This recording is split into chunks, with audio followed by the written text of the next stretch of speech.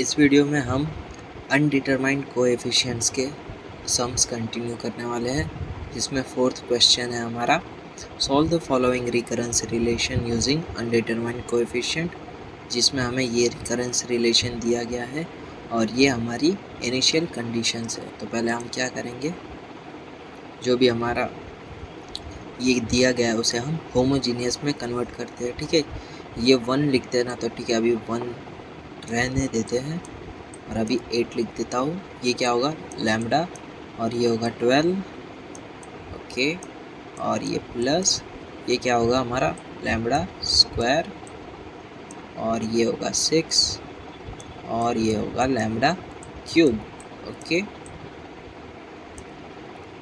Above recurrence relation is non-homogeneous as it has 2 raised to n at RHS। ठीक है, तो यहाँ पर देखो 2 raised to n है और अभी तक जितने भी हमने क्वेश्चन किए उसमें यहाँ पर 0 था, और अब से हम जो देखने वाले हैं वो हो गए नॉन होमोजीनियस के, यानी यहाँ पर कुछ ना कुछ तो लिखा होगा 0 के अलावा, ओके।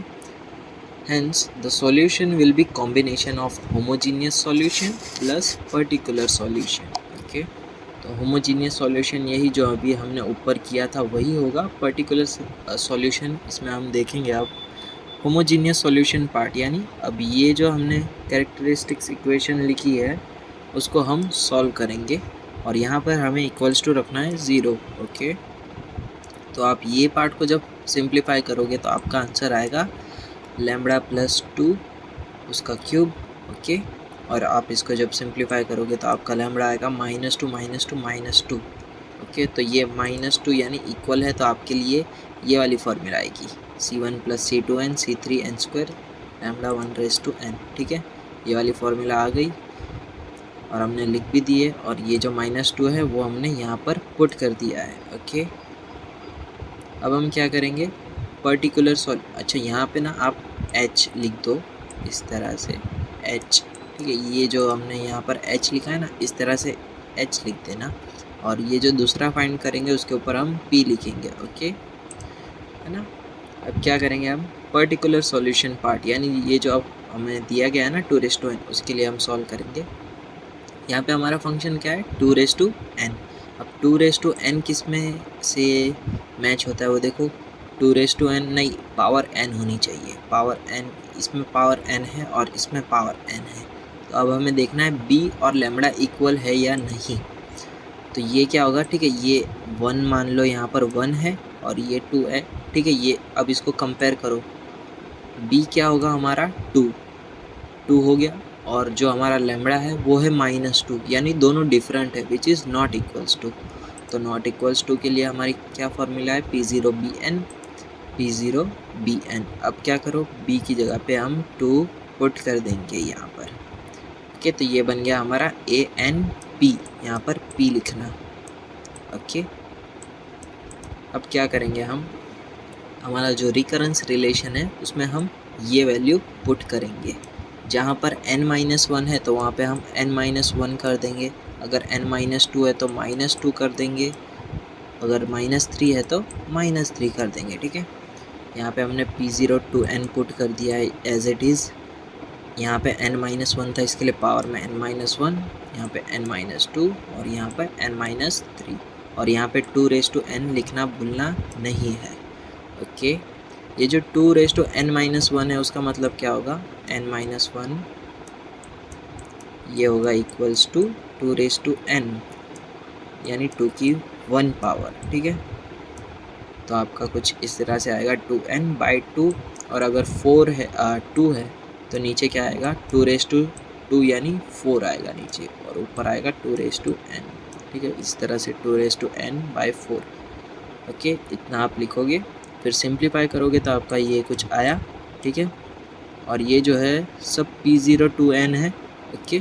तो ये हो गया हमारा 8P0 to n, 2n cancel, P0 आएगा आपका 1/8। अब क्या करो, यहाँ पे ANP में आप P0 की वैल्यू पुट कर दो 1/8, 2n, 1/8 क्या होता है, यानी 1/23 होता है ना, और 2 3 ऊपर जाएगा तो माइनस हो जाएगा, 2 3 हो गया तो ऊपर माइनस हो जाएगा, पर यहाँ पर भी n है तो n को भी हम लिखेंगे एज इट इज़, और ये -3 ऊपर ये 3 है ऊपर जाएगा तो -3, इसके लिए ये बन जाएगा। ओके, फाइनल सॉल्यूशन पे आते हैं। तो इसमें क्या करेंगे हम, होमोजीनियस प्लस पर्टिकुलर सॉल्यूशन को आप कंबाइन करके लिख दो, ये लिखो प्लस ये वाला पोर्शन लिख दो। ओके, लिख दिया हमने यहाँ पर। अब क्या करना होगा, अब हमें C1, C2 और C3 फाइंड करने होंगे। तो अब शुरुआत करते हैं। हमें दिया गया A0, A1 और A2, n इक्वल्स टू 0 के लिए, n इक्वल्स टू 1 के लिए, n इक्वल्स टू 2 के लिए। ओके, ठीक है, मैं 0 पुट करूँगा यहाँ पर, 0 हो जाएगा पूरा टर्म, ये भी 0 और यहाँ पर भी 0। ओके, तो यहाँ पे क्या बचेगा, C1 और ये 1 हो जाएगा, यहाँ पे आएगा खाली 2 raise to -3, C1 2 raise to -3। ठीक है, ये क्या होगा 1/8। अब क्या करो, 1/8 को यहाँ पर भेज दो, ये हो गया हमारा -1/8। बस अब पुट करते हैं 1। ओके, 1 का स्क्वायर 1, -2 -2 हो जाएगा ये भी। ठीक है, A1 रखा, यहाँ पर C1 C2 C3 as it is, यहाँ पे -2 आएगा और ये होगा हमारा, यहाँ पे 1 -3 होगा -2। ओके, और यहाँ पे हमने क्या किया है, A1 की वैल्यू पुट करती है 0, यहाँ पर भी पुट की थी, पुट की होगी। ठीक है, पुट कर ही दी थी, यहाँ पे 0 पुट कर दिया। अब क्या किया हमने यहाँ पर, ये जो पूरा इक्वेशन है ना, आप उसको क्या करो, -2 से डिवाइड कर दो, -2 से डिवाइड कर दो, तो ये वाला पार्ट कैंसिल हो जाएगा। और ये -2 3 कैसे हो गया, यानी ये क्या था, 2 रेज़ टू -2। ओके, ये यानी इस तरह से था। ओके, ये जो था 1/4, और उसमें आपने क्या किया, -2 को आपने वापस से डिवाइड किया, यानी यहाँ पर वापस 2 आया तो ये हो गया, और यहाँ से माइनस लिख देता हूँ, माइनस ये हो जाएगा 8, यानी 2 रेज़ टू 3, और ये हो गया यानी हमारा -2 रेज़ टू -3। इस तरह से आया ये -2 रेज़ टू 3, और ये तो 0 ही है। ओके, अब क्या करेंगे हम, C1 की, अच्छा पहले तो ये पार्ट को हमने यहाँ पर भेजकर 1/8 के फॉर्म में लिख दिया, और C1 की वैल्यू हमने फिर वापस पुट किए, और C1 जो था माइनस था, यहाँ पर आके प्लस हो गया, तो ये 2/8 यानी 1/4 हो गया हमारा ये आंसर। ओके, अब यहाँ पे मैं 2 पुट करता हूँ। ओके,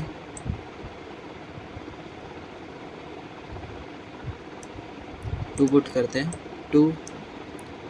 2C2, यहाँ पे भी 2, यहाँ पर भी 2, और यहाँ पर भी 2। ओके, C1 2C2 4C3, यहाँ पे क्या होगा, यहाँ पे हो जाएगा 4, और यहाँ पे क्या आएगा 2 -3 यानी 2 रेज़ टू -1। ओके, A2 की वैल्यू पुट कर दी हमने 2। ठीक है, A2 की वैल्यू पुट की है 2 पुट कर दिया, ये क्या होगा हमारा 1/2 होगा ना, 2 रेज़ टू -1 पावर यानी 1/2 को यहाँ पर भेज दिया हमने। ओके, इतना फिर सिंप्लीफाई करोगे तो आंसर आएगा 3/2, और यहाँ पे फिर हमने 4 को यहाँ पर भेज दिया यानी 3/8, और यहाँ पे C1 की वैल्यू पुट कर दो -1/8, और सिंप्लीफाई करोगे तो आंसर आएगा आपका कुछ ये। ओके, अब क्या करेंगे हम, ये वाला इक्वेशन को हम अब सिंप्लीफाई के लिए लेते हैं। ये वाला इक्वेशन लिख दिया हमने, और ये वाले इक्वेशन को हमने 2 से मल्टीप्लाई करके यहाँ पर लिख दिया, साइन अल्टरनेट करो, 2C2 कैंसिल, और यहाँ पे बचा 2C3, और ये हो जाएगा 0, तो C3 आया आपका 0। अब यहाँ पे C3 इक्वल्स टू 0 पुट कर दो, आपको मिल जाएगा 1/4 equals to C2। C1 C2 C3 की वैल्यू आप क्या करो, आप C1 यहाँ पे मिल गया था इसके लिए, और वैल्यू पुट कर दो, आपका आंसर आ जाएगा इस तरह से। ठीक है, यहाँ पे आप C1 C2 C3 की वैल्यू पुट कर दो, आपका आंसर आ गया यहाँ पर। एक और क्वेश्चन देखते हैं, solve the following RR using the method of undetermined. ठीक है, यहाँ पे हम क्या करेंगे, 1 पुट करेंगे, लेकिन अब 1 की आदत जा चुकी है lambda 5 minus N D lambda square, okay, n + 2n, okay, बाद में देखते हैं उसको, पहले होमोजीनियस सॉल्व करते हैं। यहाँ पर लिख दिया हमने पूरा पार्ट, ओके, और आप इसको सिंप्लीफाई करोगे तो आपका आंसर आएगा लैम्डा = 32, ओके, 32 आया है, 32 यानी ये दोनों वाला C1 lambda 1/n, C2 lambda 2/n, ये वाला फॉर्मूला लिखा ही है मैंने यहाँ पर। तो यहाँ पे आप क्या करो, 3 की वैल्यू पुट कर दो, 2 की वैल्यू भी पुट कर दो, आप ऑर्डर भी चेंज कर सकते हो, ओके, बट अच्छा यहाँ पे h लिख देना, ओके, और यहाँ पर p लिख देना। यहाँ पे हमारा फंक्शन क्या है ये देखना, ये सी बात है। यहाँ पर हमारा फंक्शन है n + 2n, तो मुझे चाहिए होगा n यहाँ पर कहाँ से मिलेगा, एक तो यहाँ पर से मिलेगा, ठीक है, यहाँ पर है ना n, तो मुझे ये दोनों को भी लेना पड़ेगा, इसके लिए आएगा यहाँ पर n, और 2n जो अभी हमने पिछले में देखा था वही है, पर यहाँ पर भी एक और चेंज आया है। पहले n देख लेते हैं। n के लिए हमने क्या सिलेक्ट किया, a + bn, तो उसका इक्विवेलेंट कौन है, ये p0 + p1n, p0 + p1n लिख दिया, और 2n, अब क्या करो, इसको वापस कंपेयर करो, b क्या होगा हमारा 2, अब b और लैम्बडा को कंपेयर करो, ठीक है, यहाँ पर 2 है, यहाँ पर 2 है, और b और लैम्बडा दोनों सेम हो गए, तो अब हमें कौन सी फॉर्मूला यूज़ करनी पड़ेगी, ये वाली, ओके, तो इसमें p0 आ गया हमारा, और यहाँ पे मल्टीप्लिसिटी m क्या है, मल्टीप्लिसिटी m यानी जो आपका ये जो अभी आया है ना b, वो कितनी बार रिपीट हुआ है। अगर ये 2 बार होता तो मैं m की जगह पे 2 लिखता, ठीक है, अगर लेकिन यहाँ पर हमें एक ही बार 2 मिला है, तो मैं क्या करूँगा, m की जगह पे 1 पुट करूँगा, ओके।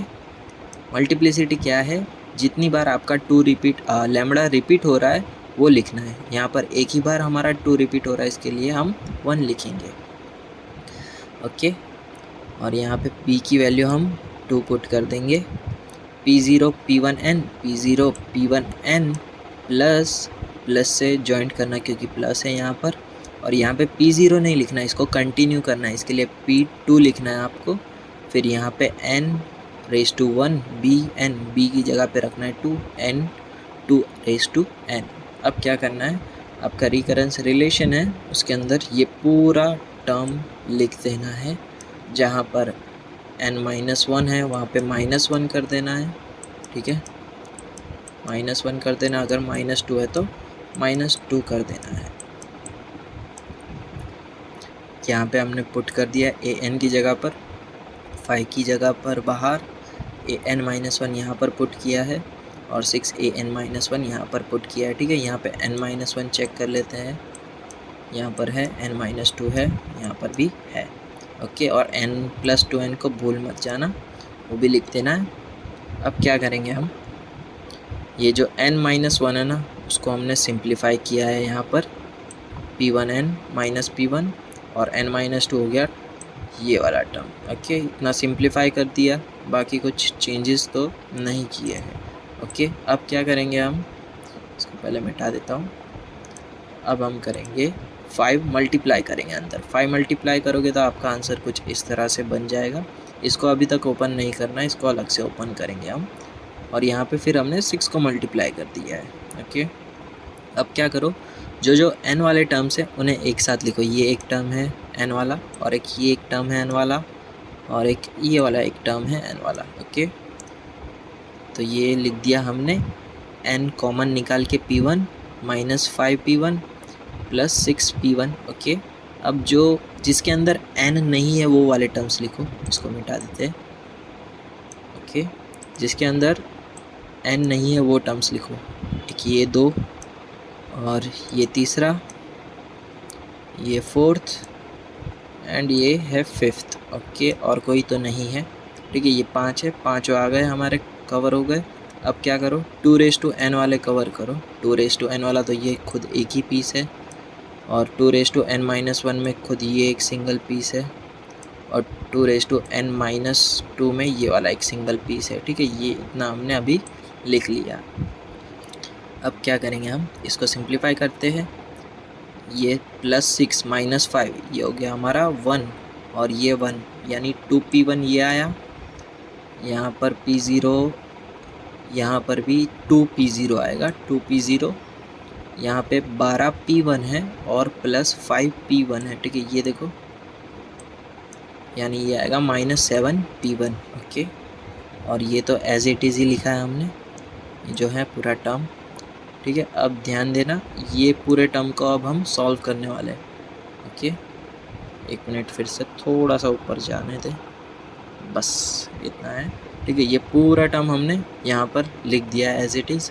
अब हम क्या करेंगे, ये जो 2n जो पावर में थे उन्हें हम सिंप्लीफाई करेंगे, ठीक है। अब ये कहाँ से 2 आया ये पता है ना, 2n - 1 यानी 2n ऊपर -1 यानी नीचे 2 एक आएगा, और अगर 4 है तो अगर यहाँ पे -2 है तो यहाँ पे 4 आएगा, ठीक है।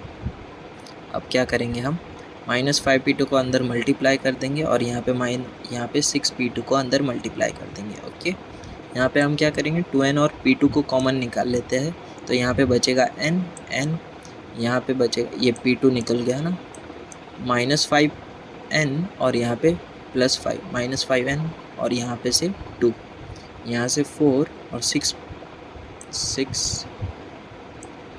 यहाँ से 6n -12, ओके, और यहाँ से 4, तो इतना लिख दिया। अब आपको क्या करना है, एलसीएम लेना है, तो आपका आंसर आएगा -2/4। ये 2 से कैंसिल हो जाएगा, -1/2 आपका ये फाइनल आंसर आया है ये पूरे टर्म का। ओके, तो अब हम क्या करेंगे, ये वाला पूरा टर्म लिख देंगे, इतना लिख दिया यहाँ पर, और वो जो पूरा टर्म था वो रिप्लेस हो जाएगा इससे। ओके, और अब n + 2n = 2 लिख देंगे। अब क्या करना है, हमें n को कंपेयर करना है। यहाँ पे n के साथ कोई नहीं है तो 1 होगा। ओके, अब ये 2p1 है, उसको आप 1 से कंपेयर करो, तो ये आएगा आपका p1 = 1 2। यहाँ पे कोई नहीं है कांस्टेंट के लिए, तो 0 एज्यूम करेंगे हम, और यहाँ पे आपका आंसर आएगा कुछ इस तरह से। ओके, 7 को यहाँ पर भेजा, p1 की वैल्यू भी वही टाइम पर रख दी हमने, और यहाँ पे 2n के साथ भी कोई नहीं है तो हम 1 कंसीडर करेंगे, 1 है, ठीक है, ये 1। p2 -1/2, तो p2 आएगा हमारा -2। अब क्या करेंगे हम, क्या था ये, क्या सॉल्व कर रहे थे, पर्टिकुलर सॉल्यूशन सॉल्व कर रहे थे, ये आएगा ANP। ओके, ANP है ये। ओके, तो अब आप क्या करो, p1 p0 और p2 की वैल्यू पुट कर दो, तो आपका आंसर कुछ ये आ जाएगा।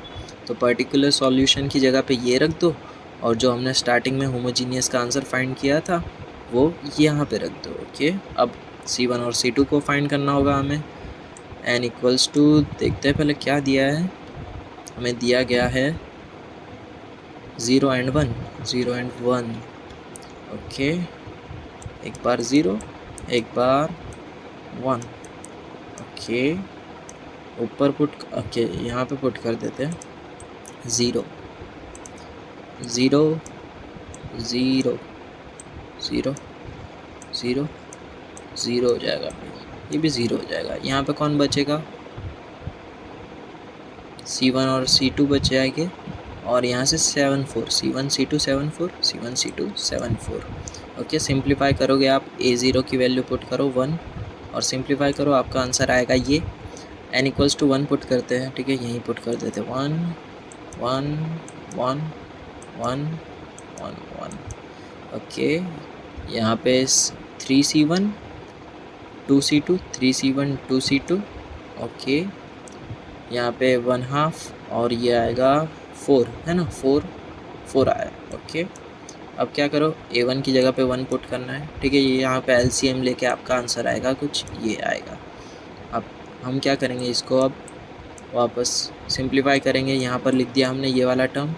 अब ये वाले टर्म को हम क्या करेंगे, 2 से मल्टीप्लाई कर देंगे, ताकि 2C2 कैंसिल हो जाएगा। यहाँ पे माइनस किया है हमने, C1 आएगा, यहाँ पे 3C1 - 2C1, C1 आ गया, और यहाँ पे भी साइन अल्टर हो जाएगी, -6/4 था ना, तो ये +6/4 हो गया।